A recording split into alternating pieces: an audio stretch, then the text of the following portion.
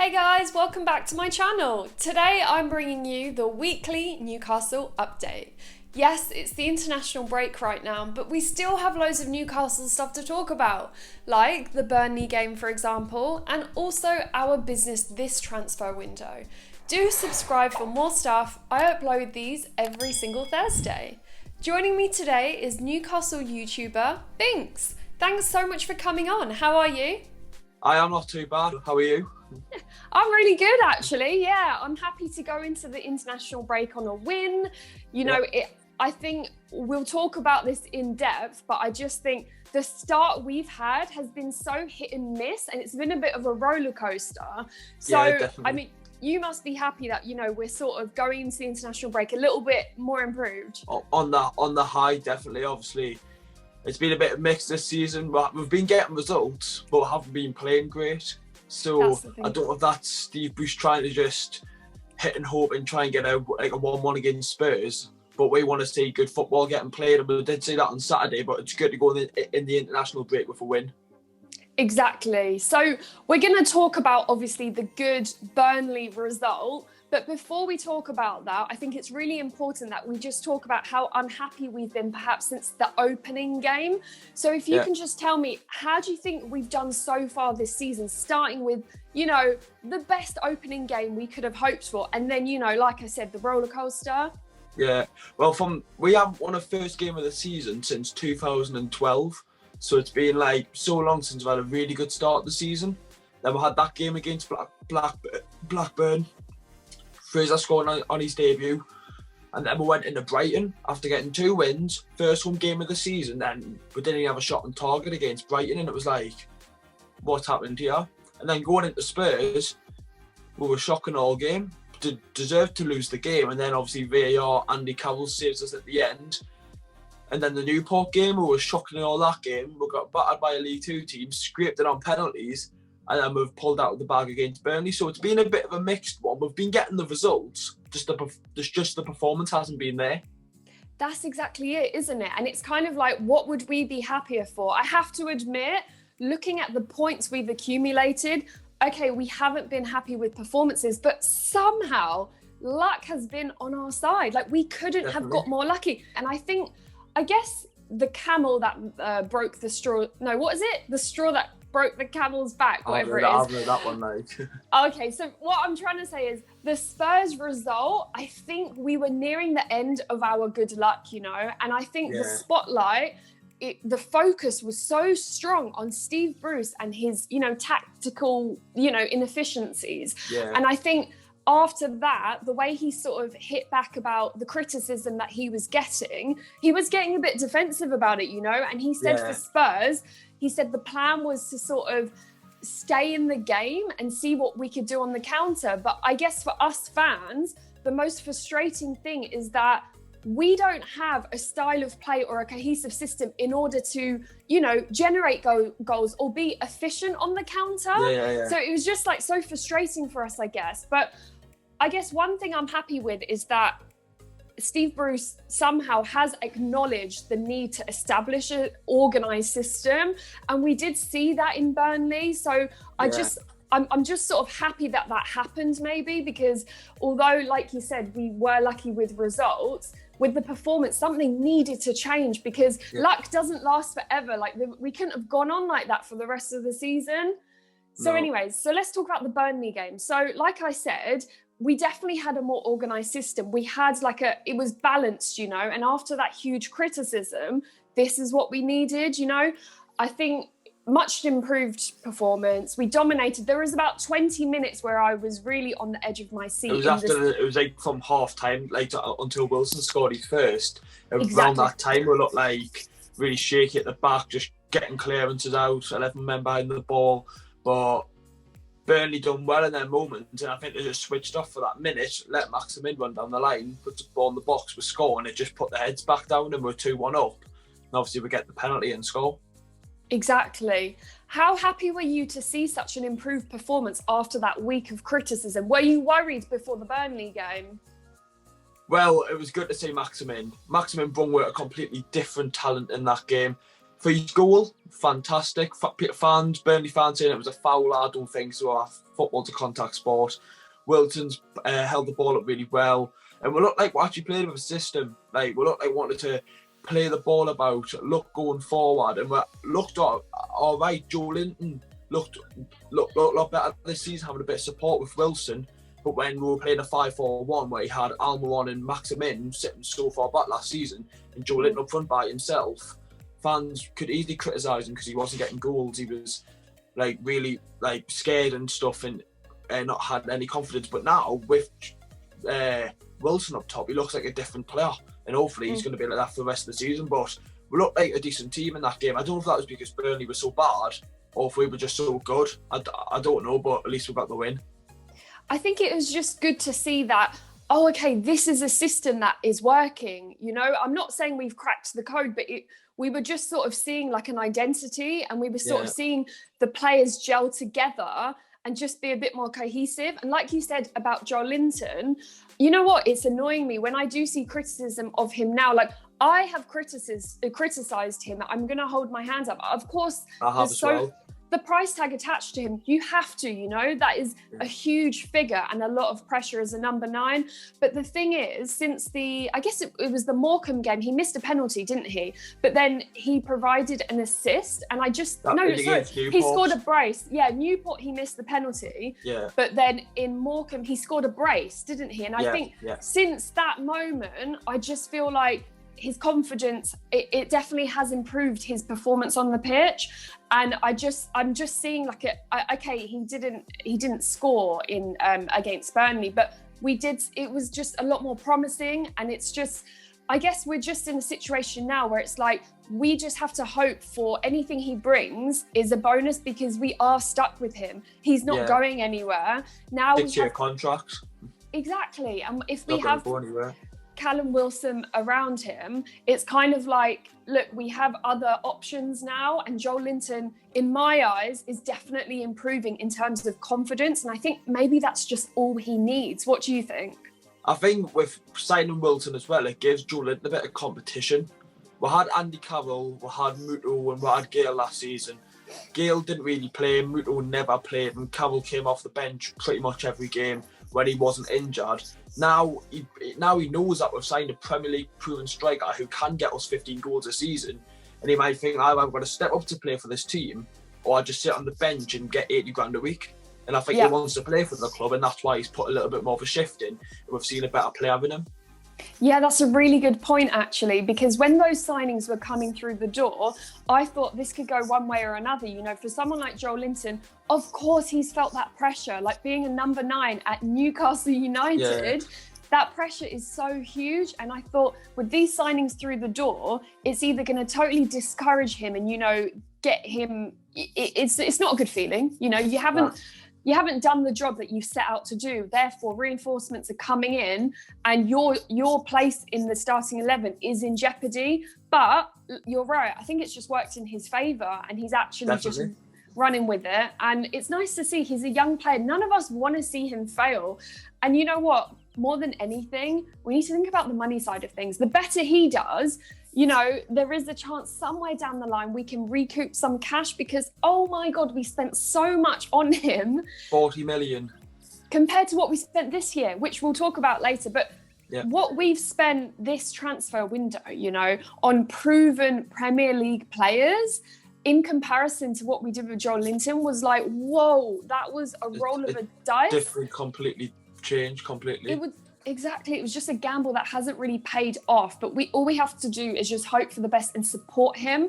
What annoys me is, like, on social media, did you see when he uploaded his goal and then he turned the comments off because he knew he was... Yeah. It's so frustrating. Like, what kind of fan base... You know, I'm not even saying we're all like that, because obviously the majority of us want our players to do well. But to think that he's in a position to be like, I'm going to get trolled, let me turn off my comments, that just annoys me. And I hope I want him to prove everyone wrong. Same, that's the biggest reason. He might have a bad first season, only getting 2 goals in the Premier League. But if he can, say this season, maybe he can get like 6 to 8 goals. Yeah, that's proven a lot of people wrong. It's because he's got a bit of support around him now. I think he could do that if we play the right system and he doesn't get injured. He could get a good 8 goals this season. Yeah, I mean, he's certainly looking a lot more confident and comfortable out wide. I really do think, that was the main vocal point when he came in. It was like, hold on, in where was he? Hoffenheim. He was playing on the left. Now he's coming in as a centre forward. Like these things aren't easy. I just hope it continues for him, because I really want the best for him. And obviously with the people around him, like we've mentioned, like Callum Wilson and ALLAN Maximin in that Burnley game, they were just like the perfect pair. I think they really demonstrated how exciting this partnership can be. How important do you think this duo will be this season? We've obviously got two very talented players. Obviously Wilson's 28 now, in the peak of his career. Maximin's still 23, I think, still coming in. Yeah, he's a lot younger than I think. I always think he's like 26, 27, but he's actually very young. Still got a lot of years in him.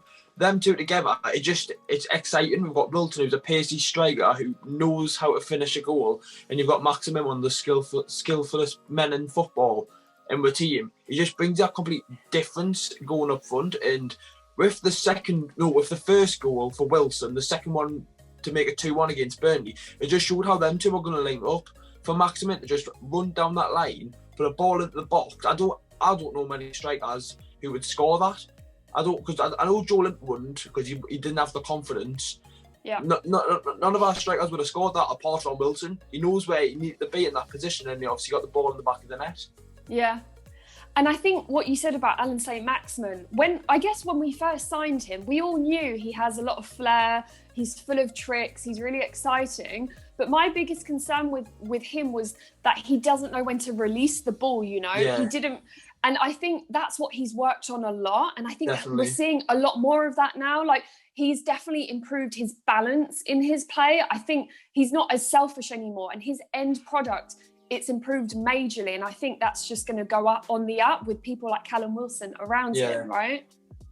Well, when I was in the stadium, obviously when we could go to the matches, at the start, when he was here for a couple of months, you would get fans screaming, "Oh, pass the ball, man, doing too much of it and whatnot." Yeah. But then now he's brought goals to his game. Since the restart, he's scored a fair few goals. Obviously against Bournemouth last season, he got 3 assists. Yeah. Sheffield United, he got a goal. He's scored some good goals this over the time at Newcastle, and obviously his goal against Burnley was fantastic as well. Yeah, no, agreed. And I think generally speaking, with that Burnley result, like I said, I don't think we've cracked it, I just think it's encouraging, because what are we, 7 games into the season now? The new signings, they're going to keep integrating, and people like ALLAN Maximin will welcome that, He wants someone like Callum Wilson beside him. Joe Linton will be inspired, or if not inspired, he'll just feel that competitive streak of, I need to prove my worth. I'm feeling a lot more optimistic. I think this performance just demonstrated that with a cohesive system, we can generate results. Steve Bruce was criticised, rightly so, because with the attacking players we have this season, with the signings that have come through the door, if we can't fit them into a system, there's no use. No. It's just going down the drain otherwise. Well, that's what I felt like against Tottenham. When we played Tottenham, he put Hayden in a centre-back role, and we were playing a 5-4-1, and he had Wilton up top by himself. And you could just see the complete difference. I know it's Tottenham to Burnley, but when you play Burnley in a 4-4-2, when you've got 4 attacking players, constantly 4 defenders, rather than Wilton by himself versus 4 talented defenders at Tottenham, completely different. So I feel like we need to keep the system of a 4-4-2 and push on with that, rather than change it this week, changing it next week. Even for the cup games, if we were playing a 5 back, then went to a 4 and back to a 5, we're not going to get used to a system. And if we keep it a 4-4-2, keep the players in the same position, they can only get better because they're playing in the same position every week, and they can improve on that position. Exactly, and it's like a watermark, isn't it? It's like a club identity, which we haven't seen in so long. We haven't seen a proven way to play, a style of play. And if everyone gets familiar with that, then I am really optimistic about it. I know we shouldn't be too optimistic because anything can happen, but I just think with the signings through the door, surely it's only up from here. I hope so. I'm just hoping, like we were talking about, I hope there's no injuries over the international break. Yeah. I hope that, obviously no one contracts the virus, because that will have them out. Like we saw with Sadio Mane, suddenly he's playing, and then 1 minute he's totally out for their weekend. And they lose 7-2 to Villa. Exactly. Oh my word. And I think that's how this season's going to go. I think it's so uncertain. It's so unpredictable. There are so many variables right now. And I think we've even got one more international break before Christmas. So, yeah, it's unpredictable, but I'm hoping for the best. I guess because now we're filming this, it is Wednesday, so the transfer window did shut on Monday. So let's talk about the business we've done as a club this transfer window. So obviously we've got Mark Gillespie through the door, Ryan Fraser, Callum Wilson, Jeff Hendrick, Jamal Lewis, and then Rodrigo Vilca, who isn't going to come straight into first team football. It's more of an under 23s investment. How do you feel we've done this transfer window? We've done well, but personally, I think we could have done a little bit more. People go, right, we've signed Wilson, we've signed Fraser, and we've signed Jamal Lewis. That's 35 million on them 3 players. But what I think, we're basically, but from what Mike Ashley's done, we haven't spent that much. We've got 17 million from Amanda Stavery and 3 million from the Ivan Toney deal. That pays for Callum Wilson. And then we spent the money on Jamal Lewis. Fair enough. We've got Fraser in, who's on a big wage. Obviously, Gillespie came in for Rob Elliott, who went out. But for me, I think we still could have spent a little bit more money. I think a centre midfielder is what we need in January. Matty Longstaff, he's injured. Sean Longstaff, I don't think the confidence there with Steve Bruce coming in. He looked much better under Rafa compared to Steve Bruce. I think Shelby's inconsistent. I feel like he'll be one game, he'll be fantastic. It'll be one game where he's awful. And it's a bit of an iffy one. I think Hayden stays in, and then Jeff Hendricks on the right, or he can play in the midfield. So for me, I think we need to sign a 20 million centre midfielder in January. But obviously with the pandemic, spending 35 million, no matter what situation, getting money in and out, I think 35 million on just 2 players is good. But I feel like we could have just done a little bit more. But it's been overall a better transfer window from what we've had recently. When Rafa was here, Rafa's final season, I think we only got 20 million on 7 players. We got Muto for 10, Shaw for 3, Fernandez for 6. We've got Rondon, Kennedy on loan, and we signed Dubravka for 4 million. That's like 20 odd million on 6-7 players. But then we've spent 35 million on 2 players. I don't know if that's because he's got a bit more favour to Bruce, to Rafa. I don't know, but overall, it's been a good transfer window. Yeah, I think I agree with what you're saying. Like, we definitely can't complain, but that opening week, when we went into the West Ham game, we got 3 signings through the door, and it seems like there was a lot more to come. However, like, a lot more didn't come. It just kind of, we're making do with that week of signings, and that is that. I think my main concern really was shifting the deadwood, which I don't think we really did. Lejeune went out, but there's so many more players. Muto went out, but I just still think got Aarons, Lazar, Servet, and Atsu. There's a lot of players who are just at the club picking up wages. Like Atsu's on 30 grand a week, and he's not on even in the squad. So he's picking up 30 grand a week to sit at home, like. Yeah, and there were those rumours on Monday. There were all those rumours about Atsu heading to, Watford, or I think there was Nottingham Forest. And I thought, oh, please, let's free up some cash and get him out, because, I mean, even Henri Servet alone, I would say that's our worst investment we've probably ever made. It's been years and years and years, and so much money down the drain. What have we got to show for it? Let's just cut our losses. One free kick in 4 years. Exactly. Aside from shifting the dead wood, I guess my main concerns going into Monday evening was, you know what? We're quite short at the back, because we're relying on Kieran Clark to get back fit. Fabian Schär, we're waiting to see what's going on with his injury. Lascelles waiting to come back. And if there are any delays with them, I mean, do we have the potential centre-backs to cover us, at least until January? I guess we can rely maybe on Isaac Hayden or Emil Kraft to play centre-back. Yeah. But I'm not convinced in that area. Then, of course, we're short up front, like Muto was an option. Yeah, okay, I was quite happy to see him go, just given the circumstances. He didn't quite fit into our system. He didn't quite get going. So I wanted the best for him, and I wanted to obviously make some money. So I was like, okay, fine. But then you know, touch wood, what if Callum Wilson gets injured? What if Callum Wilson is injured? You know, if Dwight Wilson Gale gets injured, Gale's obviously out for 3 to 4 months. Carroll's injury prone. We've just got Joe Linton. I mean, Maximin could play up there, but it's not his favourable position. So you don't really want to be playing a player out of position, considering we're getting into a good system. With strike, I think we could do with another striker because of Gale and Carroll being so injury prone. And with Muto going out, we didn't really get anyone in. Obviously, we did get Wilson, but not in like that sort of player. And there's not really any under 23 players because most of them either playing for the under 23s or they went out on loan to League Two, National League team. So we've got no one really to bring in to say if Wilson gets injured. So fingers crossed he doesn't. Yeah, no, that's what I'm touching on, wood, because I mean, I guess the biggest difference in our campaign this season is our match winners, and we so desperately needed at least one last season. And like we've spoken about Allan Saint-Maximin, yes, he had the flair, yes, he brought in, yes, he was sort of like the biggest creative spark we could have asked for. But in terms of like getting a finished product, we didn't have that player. And Callum Wilson has come in great, but we do need a backup for him because I'm sorry, but Andy Carroll is not a backup striker for me.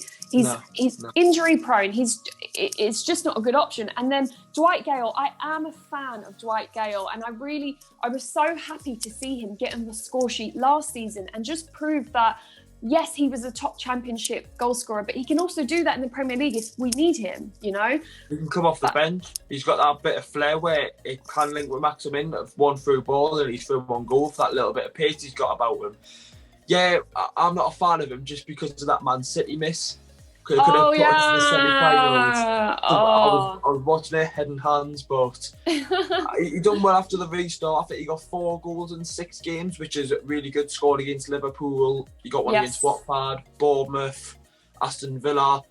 So he was keeping Joe Linton out of the team, which is fair enough. You're keeping a £40 million striker out of the team. Obviously, getting injured in pre-season, it wasn't good for him. Yeah, no, I totally agree. I just think he's the perfect backup. And like you said, coming off the bench as like a fresh set of legs on the pitch, he's the man to do the job and come on and maybe cause some damage. But he is out until January, I guess. So don't even know. Yeah, it's not even clear. And I think it'll be quite interesting because the championship transfer window shuts on the 16th of October. So it'll be interesting to see if, I don't know. I mean, there are some... About 9 days. Yeah. So that is always a backup if the international break, you know, if we produce some injuries over it or, you know, something happens, the championship transfer window is quite promising. There are so many players there, which I would be happy to have in the squad. But we're seeing it in Brentford. Obviously, they just sold Watkins for 33 million. Yeah. It's a lot of money for a championship player. Obviously, I know he got the hat-trick against Villa.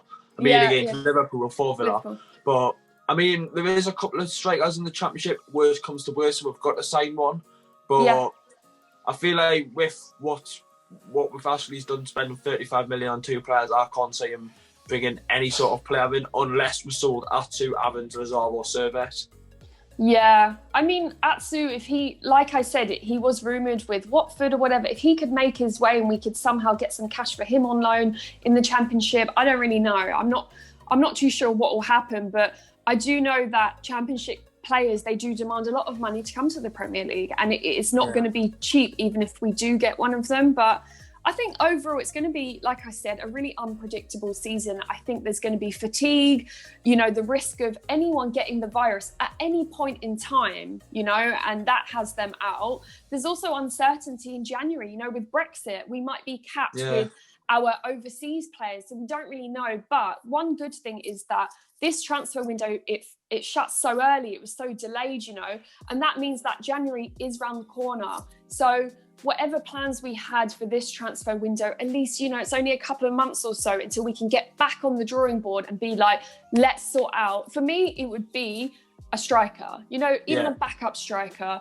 And Andy Carroll, no, I'm sorry, he's just not an option for me where I can look and be like, we can rely on him, because we can't. He can bring someone on for the last 5 minutes and that's it. He got, like when we were starting Kaale, he didn't bring anything because he couldn't play the game against Newport. He was awful for the full game. Finally got subbed off and we looked a little bit more attacking. So for me, for what he done against Spurs, you bring him on for them last 10 minutes. Yeah. Truth ball, the defenders are going to be tired. Andy Carroll wins a header, obviously got with a penalty, score the penalty. That's what we need to do. We don't start Andy Carroll, we'll bring him on from the bench, in my opinion. Yeah, no, I totally agree. Well, that's about it. Thank you so much for joining me, Binks. Like I said, problem. Binks has got his own YouTube channel. I'm sure a lot of you guys already follow him. But for any new subscribers, Binks, can you just tell us what to expect on your channel?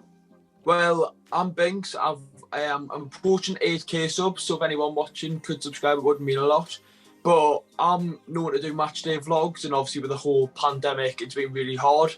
Like, I haven't made a match day vlog since February, and it's been a very long time, but I still do my reaction videos. I do previews, player ratings, every game pretty much when, obviously international duty at the minute, but when the week of football, like when we've got the Man United game, I'll upload pretty much every day for the game, then upload videos on the game. But I want to be back in that stadium, doing what I'm known to do, which is the vlogs. But if anyone could subscribe, it would mean a lot.